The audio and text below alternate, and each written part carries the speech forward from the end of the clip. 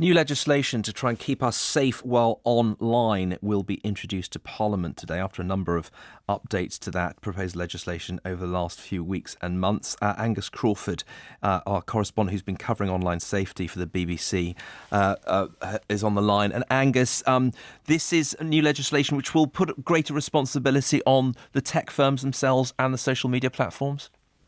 Indeed it will. I mean, make no mistake, this is a huge and groundbreaking bit of legislation, more than 4 years in the making. I think it really does sort of three big headline things. It ends the days of self-regulation by the tech companies. That simply hasn't worked. And it's replacing it by what really is the strictest online safety laws in the democratic world. Number two, I think it changes your and my relationship with big tech. In future, the companies will owe all of us a qualified duty of care to protect us from harmful content. And that means really robust risk assessment systems and processes. And finally, it lays out a series of specific offences aimed at individuals. In a way, that's the law simply catching up with the tech.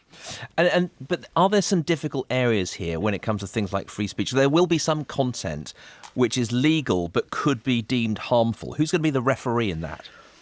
Well, I think you've absolutely hit the nail on the head there. I think the three words that really worry civil rights campaigners, for example, is this idea of what content is defined as legal but harmful that the tech companies will have a duty to take down. Now, what Parliament has said is we are setting up systems and processes and risk assessments that the tech companies have to follow.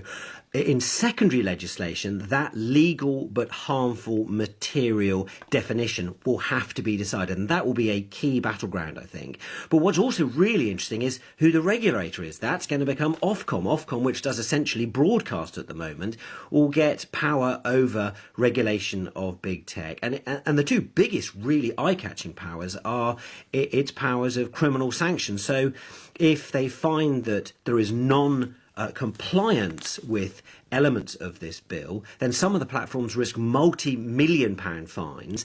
And if individual named executives refuse to cooperate with the legitimate request for information, they could face prosecution too. OK, well, thanks, Angus. We're going to be talking to a former executive at Facebook just around 10 to 8 and ask him all about that.